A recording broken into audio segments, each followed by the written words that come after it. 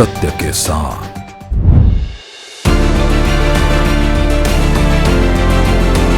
युवाओं के सपनों को कुचला गया है। प्रदेश में परीक्षा तंत्र जो है वो पूरी तरीके से भ्रष्ट है। उसको जूते मार, पूरा फेलियर है सरकार का।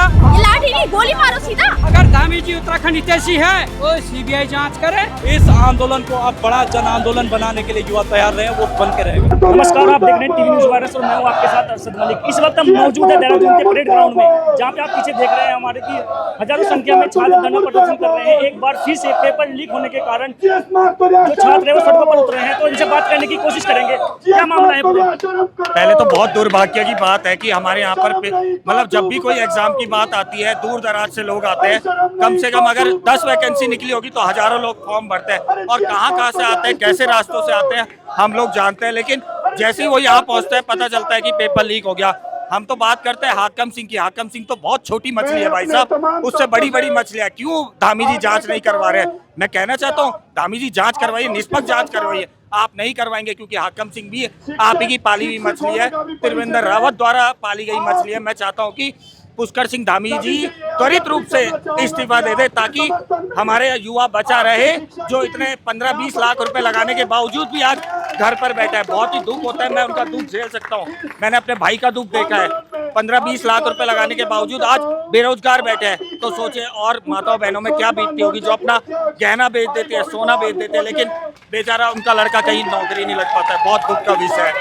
सरकार से क्या मांग रहेगी? सरकार से यही मांग रहेगी कि त्वरित एग्जाम दोबारा से कराया जाए, और जो भी इस मामले में दोषी पाया जाए उसे जेल भेजा जाए। जो आपके द्वारा कानून लाया गया था, सख्त कानून, सिर्फ कहने के लिए है क्या? वो सख्त कानून कब लागू करेंगे? धरातल पे लागू करिए और उसको त्वरित रूप से जेल भेजिए। मामला पेपर लीक का है और ये एक बार नहीं बार लीक हो रहा है, और ये पूरा फेलियर है सरकार का, पूरा फेलियर है सुरक्षा तंत्र में लगी पुलिस का, पूरा फेलियर है बड़े बड़े वादे करने वाले आयोग का।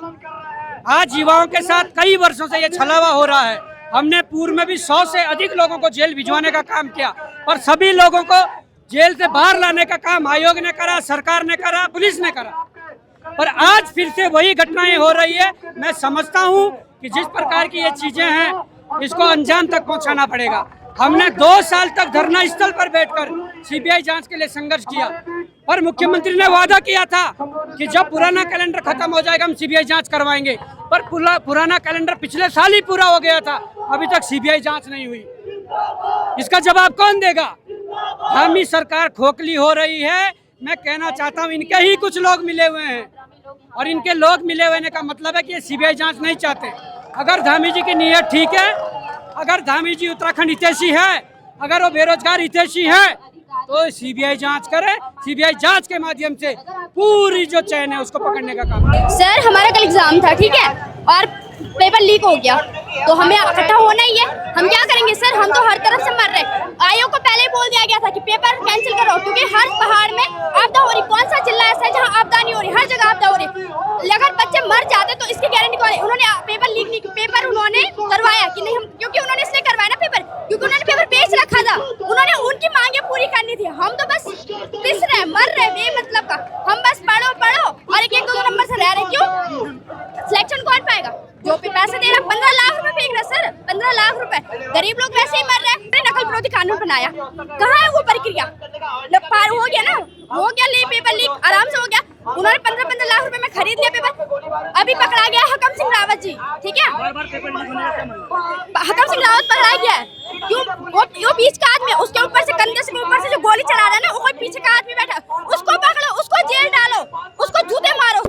जो आयोग ही पेपर बना रहा है ना, तो इसका मतलब आयोग ने पेपर लीक करवाया। सीधी सी बात है। निष्पक्ष जांच हो, सीबीआई जांच हो, और उन बच्चों को, सबसे पहले उन बच्चों को सबको पकड़ा जाए कि किन्होंने पेपर लीक करवाया है, ताकि पता चल जाए कि किन बच्चों ने पेपर। उनके माँ बापों से बात करो। जब तुम्हें अपने बच्चों में भरोसा नहीं है ना, तो निकालो ऐसे औलाद को, ठीक है?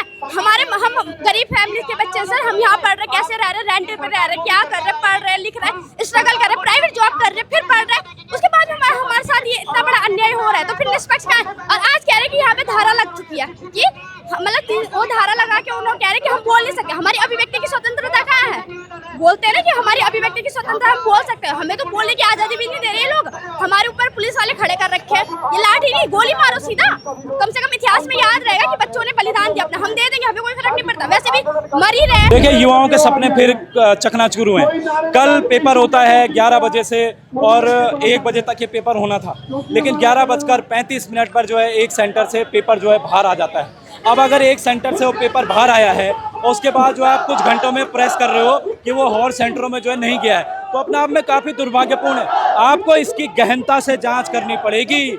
आयोग के अंदर जो बैठे अधिकारी हैं उनकी गहनता से जांच होनी पड़ेगी। आयोग के अंदर जो बैठे अधिकारी हैं उनकी कॉल रिकॉर्डिंग की जांच होनी पड़ेगी, तभी जाके यहाँ पर जो है ये युवा जो सड़कों पर उतरा है ये संतुष्ट होगा। इस पेपर का पूरी गोपनीयता भंग हो चुकी है और इस पेपर को अब कैंसिल करवाना पड़ेगा। यह पेपर कैंसिल हो, पूरी गोपनीयता भंग हो चुकी है और युवाओं के सपनों को कुचला गया है। हम ये चाहते हैं, हमारी ये मांग है कि युवा तैयार रहें, युवा तैयार रहें। इस आंदोलन को अब बड़ा जन आंदोलन बनाने के लिए युवा तैयार रहें, वो बन के रहेगा। सरकार से मांग है पुष्कर सिंह धामी सीबीआई जांच का ऐलान करें। सरकार से दूसरी मांग है आयोग के भीतर जो अधिकारी हैं उनकी जांच हो, जो जैमर लगे हैं उनकी जांच हो, जो सेंटरों में लोग हैं खड़े हैं आयोगों के उनकी भी जांच हो, जो आयोग के प्रतिनिधि हैं उनकी भी जांच हो। उत्तराखंड में जिस प्रकार से परीक्षाओं में सेंध मारी हुई है, जिस प्रकार से बेरोजगारों का शोषण करने के लिए पेपर पे लगातार इस तरीके से बेचे जा रहे हैं, नकल माफिया पकड़े जा रहे हैं, तमाम तरीके की गिरफ्तारियां हो रही है, इससे स्पष्ट संदेश जाता है कि प्रदेश में परीक्षा तंत्र जो है वो पूरी तरीके से भ्रष्ट है, आयोग की संलिप्तता है और इसीलिए आज प्रदेश का बेरोजगार यहाँ परेड ग्राउंड धरना स्थल में पहुंचा है। आज जो प्रशासन द्वारा यहाँ पर धारा 163 का हवाला दिया जा रहा था और धारा 163 लागू की गई थी, लेकिन यहाँ पे मंजर देख सकते हैं। प्रदेश के बेरोजगारों का यह हुजूम दर्शाता है कि आज परेड ग्राउंड में जनता की धारा लागू हुई है और जनता की धारा लागू होने के बाद आज प्रदेश में आक्रोश, प्रदेश में सैलाब, प्रदेश में ये युवा आज परेड ग्राउंड मैदान से सचिवालय कूच करेगा। आयोग के अध्यक्ष यहाँ पर आए, जिले के कप्तान यहाँ पर आए जो प्रेस कॉन्फ्रेंस कर रहे थे और ये एक युवा का जवाब दे, एक युवा को संतुष्ट करें। हमारे पास सैकड़ों कॉल्स आती हैं, सैकड़ों मैसेज आता है, लोगों बच्चों के पेरेंट्स रोते हैं, बच्चे रोते हैं कि इस परीक्षा को रोकिए, इस परीक्षा को रोकिए, प्रदेश में आपदा है कुछ दिन रोकिए। लेकिन जीएस मर्तोलिया जी को हठ धर्मिता नहीं छोड़ रहे हैं, हठ धर्मिता नहीं छोड़ रहे हैं मुख्यमंत्री, हठ धर्मिता नहीं छोड़ रहे हैं मुख्य सचिव। और जब पेपर करा रहे हैं तो पेपर में ये चीजें सामने आ रही हैं और कह रहे हमने 51 ऑब्जर्वर, क्या कर रहे थे आपके 51 ऑब्जर्वर? अगर पेपर बाहर आ रहा है तो किस तरीके से काम कर रहा था आपका सिस्टम कि पेपर बाहर आ रहा है और आप ऊपर बाहर आने के बाद आप कहते हैं तो लीक है ही नहीं, ये तो बाहर आया है, ये तो लीक है ही नहीं। मैं पूछना चाहता हूँ, आप यूपीएससी क्लियर करके आए हैं, आप आईपीएस अधिकारी रहे हैं, आपने पेपर नहीं दिया क्या? आपको नहीं पता कि पेपर लीक किसे कहते हैं, पेपर आउट किसे कहते हैं, पेपर बाहर आना किसे कहते हैं, पेपर की गोपनीयता, पेपर की शुचिता भंग होना किसे कहते हैं? लेकिन बरगलाना मत बंद करिए, युवाओं को डराना बंद करिए। तमाम करणपुर में युवाओं को रोका जा रहा है, टिहरी से युवा आ रहा है, उत्तरकाशी से युवा आ रहा है, उसको रोका जा रहा है। क्यों? अगर आप सही हैं तो आने दीजिए ना युवाओं को, अगर आप सही हैं तो युवा आ क्यों रहा है यहाँ? आप लोग देख ही रहे होंगे कि कितनी सारी पुलिस फोर्स है, लड़के इकट्ठे हो रहे हैं। आज ये धरना प्रदर्शन और ये रैली, कल जो पेपर हुआ था पटवारी का, उसमें जो अनियमितताएं पाई गई, इसलिए आज धरना प्रदर्शन किया गया। पेपर लीक हुआ, 11:30 बजे बाहर आया। फिर मारतोलिया जी कहते हैं कि ये पेपर लीक नहीं है, हम इसे पेपर लीक नहीं मानते। हम ये पूछना चाहते हैं मारतोलिया जी, तो आप किसे चाहते हो, किसे बोलोगे कि ये पेपर लीक हुआ? जब आप इसे नहीं मानोगे तो किसे मानोगे? और सूचना और भी मिली कि पेपर 10 बजे से पहले ही बाहर आ चुका था, उसका भी एविडेंस देंगे सर। दुर्भाग्य की बात है कि जो हमारा उत्तराखंड एक बड़ी सोच के साथ हमने इसको बनाया था, और मैं एक पूर्व सैनिक होने के नाते अपनी जिम्मेदारी के साथ मैं बोलता हूं कि जो उत्तराखंड में हमने जैसे सोचा था वैसे नहीं हो रहा है। ये पूरी जो हमारे जो सरकारें हैं अभी तक, चाहे कांग्रेस की रही हो भारतीय जनता पार्टी, इन्होंने हमारे युवाओं के सपनों को लूटा है, हमारी उत्तराखंडियत को लूटने का प्रयास किया है। जगह जगह जो भ्रष्टाचार की इनकी नीतियां हैं, उससे लगता है कि आज का जो नौजवान सड़कों पे आने के लिए मजबूर हुआ है, उसके लिए कहीं ना कहीं हमारी ये जो पार्टियां इसके लिए जिम्मेदार है। देखिए, एक पेपर होता है, कैसी इनकी व्यवस्था है कि उसको ये सही तरीके से नहीं करवा पाते। 11 बजे अगर पेपर प्रारंभ होता है और 11:30 बजे वो पेपर बाहर पब्लिक के बीच में आ जाता है, तो कहीं ना कहीं ये बहुत बड़ी दुर्भाग्य की बात है कि जो युवा मेहनत से अपने सपने साकार करना चाहता है, आखिर वो कैसे अपने सपने साकार करेगा। इसलिए ये जितने भी युवा साथ में आए हैं, हमने सभी पूर्व सैनिकों ने हमने आह्वान किया है कि हम इन युवाओं को साथ देंगे और इसलिए इनकी आवाज बनने के लिए सारे पूर्व सैनिक हमारे जो है इस संगठन के साथ खड़े हैं। मेरे को एक चीज़ बहुत दुख हुई है, सबसे पहले बात करता हूँ। कल मैं अपने सेंटर पहुंचा था, मुझे वही चीज़ बहुत आघात कर रही है। एक बच्चा था मेरे दोस्त, नितिन उसका नाम है, उसके बाबा के 3 दिन पहले एक्सपायर हो गए थे। क्रियाक्रम में बैठ रखा था घर में, टिहरी से क्रियाक्रम बैठ रखा था। चौथे दिन 21 तारीख को पेपर देने आया, वो नंगे पाँव धोती पहनने की। तो उसने कहीं भी सेंटर में देखो, चेक कर लो, बंदा तुम्हें दिखेगा। मैंने उसका वार्तालाप की उससे, तो उसने बोला कि ऐसी सिचुएशन हो गई घर में, मैं पेपर देने आ रहा हूँ। मैंने 4 साल से तैयारी कर रखी है। पिछली बार 1 नंबर से बाहर हुआ था वो, मेरी साथ था। हम दोनों 1 नंबर से बाहर हुए थे। मैं जानता हूँ उसको, मेरे कांटेक्ट में है अभी भी वो। तो उसने बोला ऐसी बात हो गई है। मैंने कहा अच्छा। जब वो बस में मेरे साथ घर गए बेटा, हम खुश हो गए थे। मैंने कहा यार हमारे 75+ नंबर आके हम खुश हो गए थे बच्चे, बहुत अच्छा। वो खुश हो गया था। आधे घंटे बाद हमारे पास एक व्हाट्सएप पे एक इमेज आती है, हम देखते हैं पेपर पूरा आउट हो रहा है। 11:35 पे पेपर पहले बाहर जा रखा है। इसका मतलब पेपर पहले आउट हो चुका है। वो बंदा रोने बैठ गया। वो बंदा कह रहा था कि चलो एक तरफ मुझे दुख की घटना सुनने को मिली, एक तरफ मुझे खुशी मिल रही है। अब मेरे और गया है एकदम दुख भी, घर में होता ही है, मृत्यु और जन्म तो लगा है, धंधा है, कोई बात नहीं। तो वो बंदा रोते रोते घर गया। मैंने उसको बोला भाई कोई नहीं, हम कल इस बात पे जरूर उठाएंगे, मैं तैयार रखा हूँ।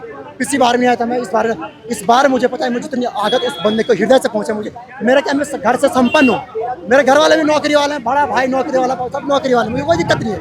लेकिन मुझे उस बंदे की पीड़ा लगी। ऐसे कितने बच्चे होंगे प्रदेश में। वो तो टिहरी का था, वो भाई साहब वो टिहरी का था। ऐसे पिथौरागढ़ में होगा, उधम सिंह नगर में होगा, चंपावत में होगा, हल्द्वानी कहाँ होगा, रुद्रप्रयाग में कहाँ होगा। कौन उन बच्चों की आवाज़ उठाएगा? है तुम 15 लाख, हमारे पास नहीं है 15 लाख यार। या तो ये मेरा सीधा बात ये है, बंद कर दो ये लाल हवेली जो बना रखे तो ना यू कहते वाली, बंद कर दो उसको।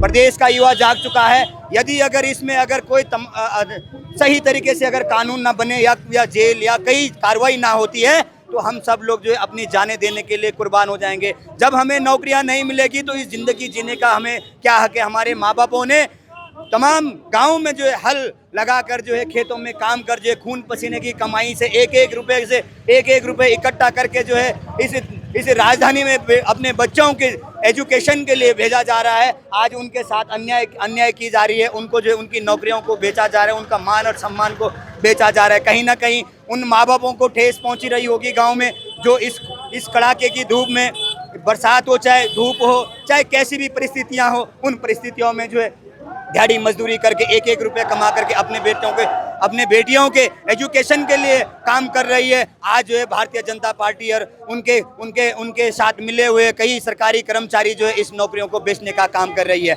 हम लोग जो है आज धरना प्रदर्शन कर रहे हैं। हमारे ऊपर धाराएं भी लगा दी गई। आज ये धारा जो है हम नई धाराएं शुरुआत करेंगे। तो साफ तौर पर देखा जा रहा है कि जिस तरह पेपर लीक हुआ है तो छात्रों में जबरदस्त आक्रोश नजर आ रहा है। छात्रों का कहना है कि हम सालों साल मेहनत करते हैं और पेपर लीक होने के कारण हमारी मेहनत पर पानी फिर जाता है। अगर सरकार कठोर कार्रवाई नहीं करती, कोई ठोस कदम नहीं उठाती, तो हमारा प्रदर्शन लगातार जारी रहेगा। मैं कैमरामैन साहिल कुमार के साथ Arshad Malik, TV news virus, Dehradun. सत्य के साथ